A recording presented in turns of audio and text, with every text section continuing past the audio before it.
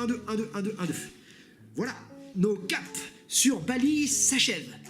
Pour notre dernière nuit sur l'île des dieux, nous avons décidé de poser nos valises à Jimbaran, dans le prolongement de Kuta. 2 raisons à cela. Une pratique, c'est que Jimbaran est à quelques kilomètres à peine de l'aéroport d'Ngurah et comme nous partons de bonne heure le lendemain, ça c'est bon. La suite, c'est que nous sommes venus assister au 2e plus grand spectacle, le plus connu sans doute, de Bali, la fameuse danse des singes, la danse du Keshak, au superbe temple d'Uluwatu.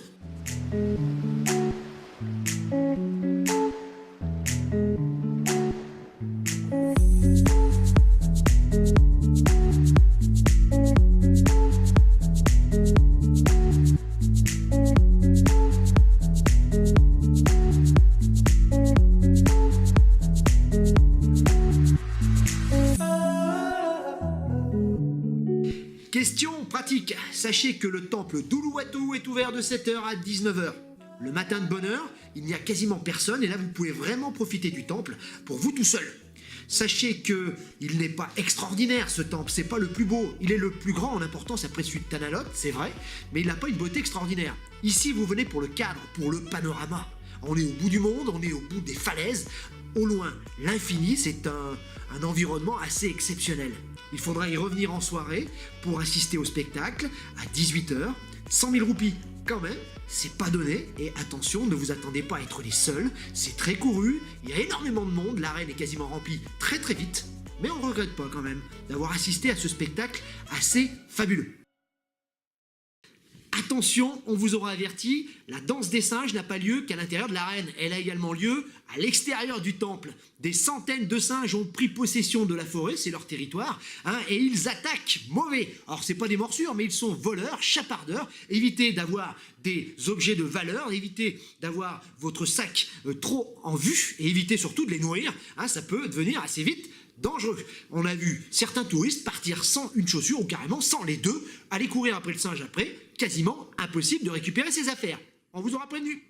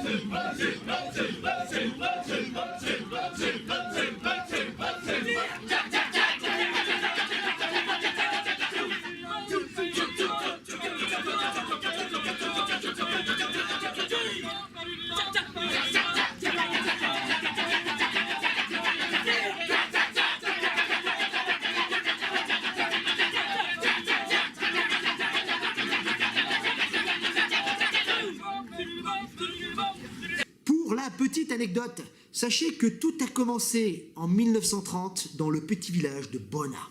C'est là que les origines de la danse des singes prend sa source. 1930, les habitants du village sont pris subitement de diarrhée, de vomissement, de fièvre. Beaucoup de morts. Complètement désemparés, aucun docteur, les temples sont fermés, personne vers qui se tourner. Les habitants pensèrent qu'en faisant le maximum de bruit, ils éloigneraient la maladie et la peste. S'ensuit une cacophonie, on tape sur du bois, des bambous, sur tout ce qu'on peut trouver, en essayant de chasser la maladie. Rien n'y fait.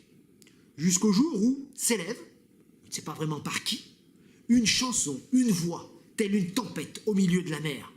Et cette voix, vous le croirez ou pas, va chasser la maladie va disparaître petit à petit, totalement du village, et sauver les derniers habitants. Le village de Bona deviendra ensuite mondialement célèbre, il deviendra une excursion touristique à la mode, les habitants en auront marre et décideront d'arrêter les frais, donc c'est d'autres compagnies, d'autres villages, et il faudra voir ailleurs qu'à Bona cette danse des singes, notamment à Uluwatu où nous sommes aujourd'hui, qu'il est peut-être l'une des plus belles représentations de Bali, ne serait-ce que pour le panorama, le coucher de soleil au loin, sur le temple fabuleux, c'est peut-être l'un de nos grands moments à Bali, sans conteste.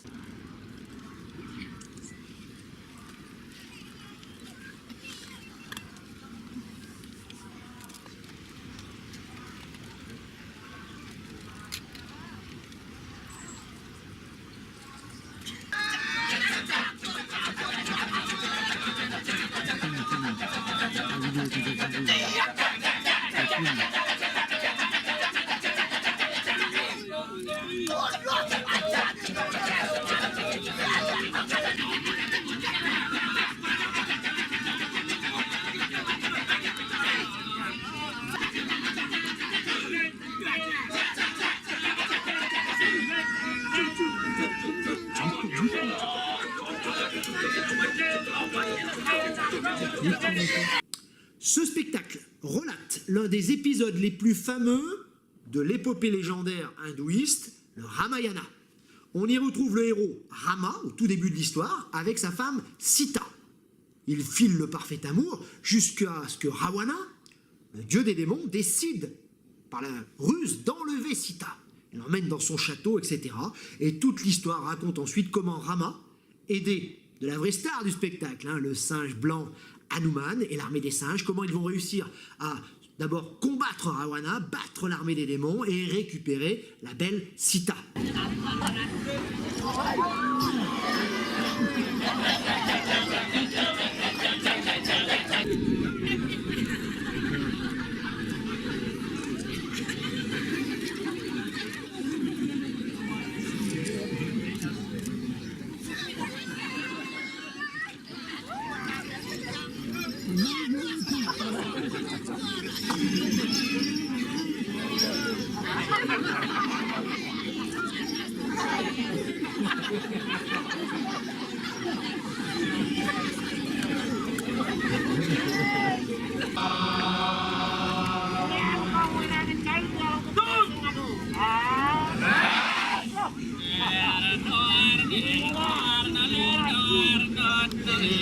Et puis tout s'enflamme, le feu commence à prendre partout, le dieu Hanuman est capturé, et là, le coucher de soleil d'un côté, le feu autour de la piste de l'autre, les masques de singes superbement reconstitués, un spectacle impressionnant et fabuleux.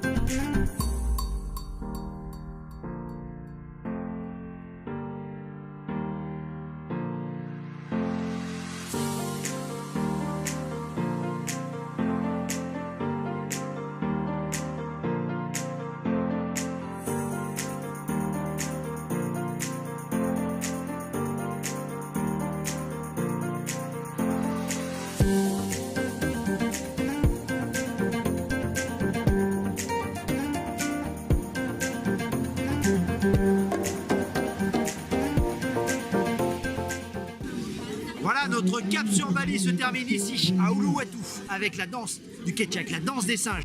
Voilà, cette vidéo est terminée. Si vous avez aimé, n'oubliez pas de nous laisser un petit pouce bleu. Abonnez-vous si vous voulez suivre la suite de nos aventures. Laissez-nous un petit commentaire pour faire avancer les choses. Et si vous avez des compléments d'information pour nos amis routards.